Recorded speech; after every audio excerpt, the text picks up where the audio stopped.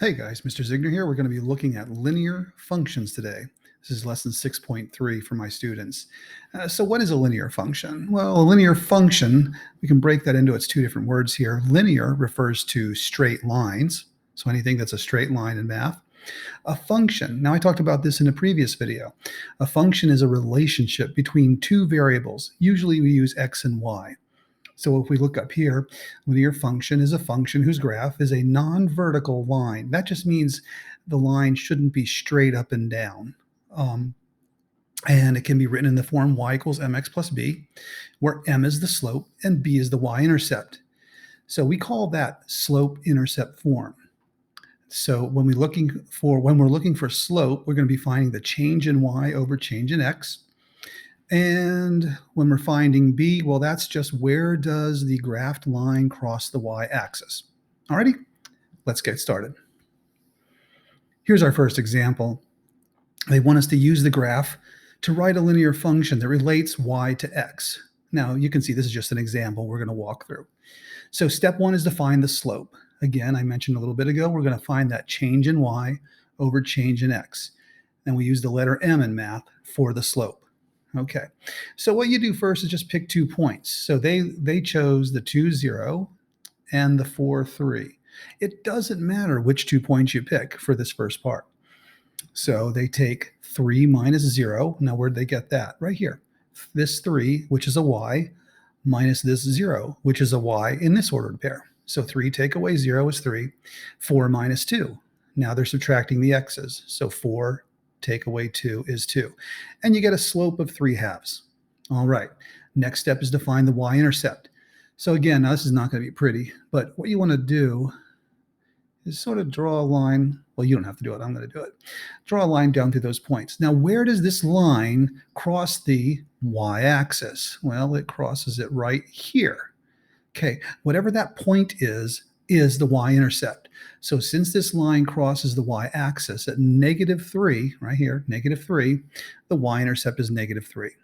Okay, you take those two things, the slope, which is m, and the y-intercept, which is b, and we just put it into that form. Remember what it was? It was y equals mx plus b. So the 3/2 goes right here in front of the x. That's why they have it right here. And the b of -3 turns into -3 at the end. Now, I know this says plus b, but if I added a line and changed the sign here, you can see that that 3 is negative. But a common way of writing it is just -3 instead of plus -3. But technically, either one's right. All right, let's keep moving. Here's one more example to look at. Now we want to use a table instead of a graph to, again, write that linear function relating the y to the x. So again, step one is just finding our slope. And so you can see here, again, they did change in y over change in x. Now, which 2 points did they pick this time? The -2, 7 and the -3, 9. Okay, so they did their 9 minus their 7 and got 2. -3, take away -2. Now, once again, add a line, change the sign. We add the opposite when we're subtracting with integers, and that gets you -1. 2 divided by -1 is -2. So there's that slope of -2. That number goes in front of the x. And since the line crosses the y-axis at 0, 3, the y-intercept is 3. So they're talking about, okay, if you made a graph, you would see that the line would cross the y-axis at 3. But I'm going to suggest we didn't need to make this graph, okay? I think there's a way to do it without even making the graph. So here's my way. What I'm going to suggest we do is when they give us a table, what we want to do is look for where x is 0. Here it is. So when you find x equaling 0, you want to figure out what y equals. Okay, so whatever y equals when x is 0, see, here's the x, here's the y. Whatever y equals when x is 0 is the y-intercept. So that number is the y-intercept. And look, we didn't even have to make a graph to find that. So then you put the 3 right here in the end of the equation. So this equation ends up being y equals -2x plus 3. Hope that makes sense. Okay, so we're going to try a couple ourselves now. So step one is finding the slope. Step two is finding the y-intercept. All right, so we need to probably find a couple ordered pairs real quick. So it doesn't matter which ones we pick. How about this one is 2, -2, and one more. Doesn't matter which one. How about right here?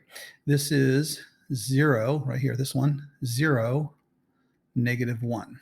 Okay, so here we go. So we need to do our, I think I'll squish it right here, our change in y over change in x. All righty. So, oh, right. The triangle means change, and you'll see that. That's a common little way of writing that. It's just a shorthand way of writing that you're about to find the difference between the y's and the difference between the x's. So here we go. How about -2 minus -1 over, so I subtracted my y's, 2 minus 0, 2 minus 0. Well, we could add a line and change a sign right here. -2 plus 1, well, that's -1, okay, over 2 minus 0 is 2. Okay, so it looks, got a little squished here. That's -1/2. So my m value is -1/2. All right. And now we need our y-intercept. So again, I'm just sort of scooting a line down through all those points. And where did this line cross the y-axis? Well, right here. And what number is that? -1.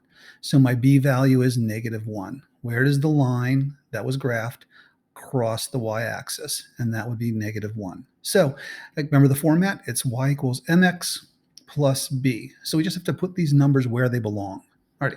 So we have y equals -1/2 x plus -1.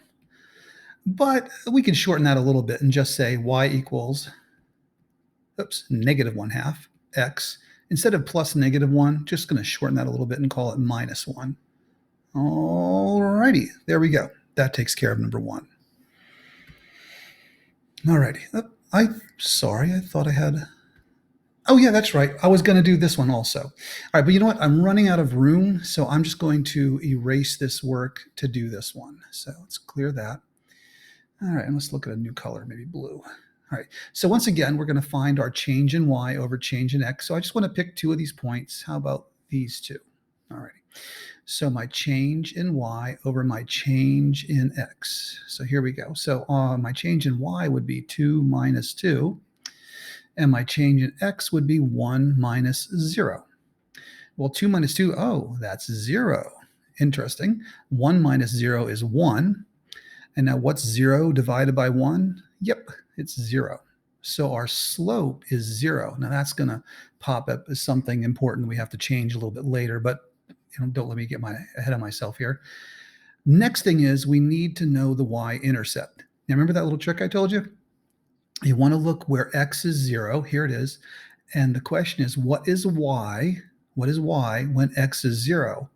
Well, the y value is 2. So there we go. Our b value is 2. Much faster way than making a graph out of this. Okay, so now we put it into our format of y equals mx plus b. So here we go. So it ends up being y equals, m was 0, 0x plus 2. Now here we go, 0 times x. Well, you know your 0 times tables, right? 0 times x, no matter what x is going to be 0. So that's just canceling out, leaving us this 2. So really the final equation is just y equals 2. Now let me draw your attention back to the table. We could have guessed this from the very beginning without any of this work. Do you see how? Well, look at the y's. Look at the y's. No matter what the x's are, doesn't matter. These are changing. Doesn't matter what they are. Look what y always equals. Y always equals 2. Do you see what I'm trying to say? The correlation? So when the y's are always the same numbers, well, that is the equation, y equals 2. There we go. Okay, moving on. Here's another one we'll look at. So let's again find a couple ordered pairs. How about this one is 0, 0, right here. And maybe right here. This one, that would be 3, comma, in between 8 and 10 here, so that would be 9. Okay, so let's find our change in y over change in x. So change in y over change in x. So we have 9 minus 0 on top, and 3 minus 0 on the bottom. Again, subtracting the y's in the numerator, subtracting the x's in the denominator. Well, that gets me 9 over 3. But wait, 9 divided by 3? 9 divided by 3 is 3. So there we go. There's our m value. And now b. Remember what we do here? Just bring a line down through all the points. And where does this line, even though I didn't draw it very nicely, cross the y-axis? Well, right here at 0. So our b value is 0. Okay, so now we just have to put those two numbers into the equation. And once again, I'll write the format. It's y equals mx plus b. That's called slope-intercept. So we have y equals 3x plus 0. Oh, wait a minute. 0 doesn't change or do anything to help us. So we actually are going to just get rid of that and call that equation y equals 3x. Here we go. All done. And now I pick number 4 here. Let's get our change in y over change in x. So let's just pick 2 of these points. Doesn't matter which 2. How about these first 2 points? Okay, so change in y over change in x. So we get -2 minus -1. So negative, why don't we go from left to right? So -1 minus -2 over -2 minus 0. You want to subtract in the same order. It doesn't matter what the order is, but you have to do both of them in the same order. So I subtracted my y's on the top, and I subtracted my x's on the bottom. All right, add a line, change a sign, or another way of saying it is add the opposite when you're subtracting with integers. So -1 plus 2, well, -1 plus 2 is 1. And -2 minus 0 minus nothing, well, that's -2. Okay, so our slope appears to be -1/2. All right, the next thing, remember this part? Now you want to find that y-intercept. Now, how do you find the y-intercept quickly in a table? Well, you look for where x is 0, and the question is, what is y? What is y when x is 0? Well, y is -2. So our b value is -2. Real easy to find. Much better than graphing. So we finish by saying, once again, here's our format, y equals mx plus b. And now we just put these numbers where they belong. So it's y equals our -1/2 x plus, you know what? That's -2. So I'm just going to call that -2 instead of plus -2. And there's our equation. Y equals -1/2 x minus 2. We're going to have another one to do here. I think I was skipping this one, right, because I didn't highlight this one. I want my students to do that one on their own. Here's another one. So we have a negative slope. I know my slope's going to be negative because this line is dropping from left to right. So we need to find a couple ordered pairs. Let's do this one. This is 0, 1. And one more. How about, it doesn't really matter. How about this one? So we'll just take these two. This is 1, comma, -1. All right, let's charge into this. Change in y over change in x. So we have 1 minus -1 over 0 minus 1. All right, again, we add the opposite, or some people call that adding a line and changing the sign. And we end up with 1 plus 1, well, that's 2. 0 minus 1, well, that's -1. Okay. And 2 divided by -1, I'm kind of running into this problem here, but that'll be okay. 2 divided by -1 is -2. All right, there we go. We have our slope of -2. Now we need our y-intercept. So again, we bring our line down through our points. You don't really have to do that, but it helps you find it a little bit better.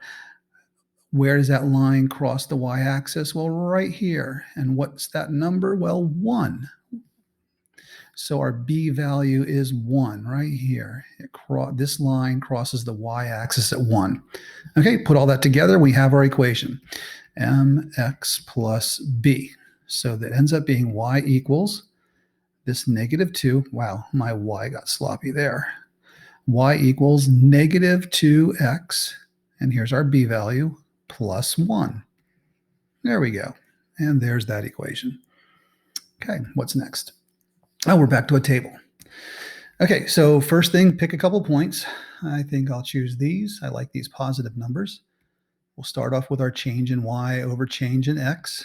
Okay, so our y's are 1 minus 0 over, so if I subtract the 1 minus the 0, now I have to do the 5 minus the 0. Okay, so that ends up being 1/5. There we go. That was quick. So we have our slope of 1/5. And now we need to find our b value. So the b value, again, real easy, is you find x being 0. So the question again is, what is y when x is 0? So here's x is 0. What is y? Well, y is also 0. So our b value is 0. This crosses the y-intercept at 0. Put this together into an equation, and we get, well, let me get my format first, mx plus b.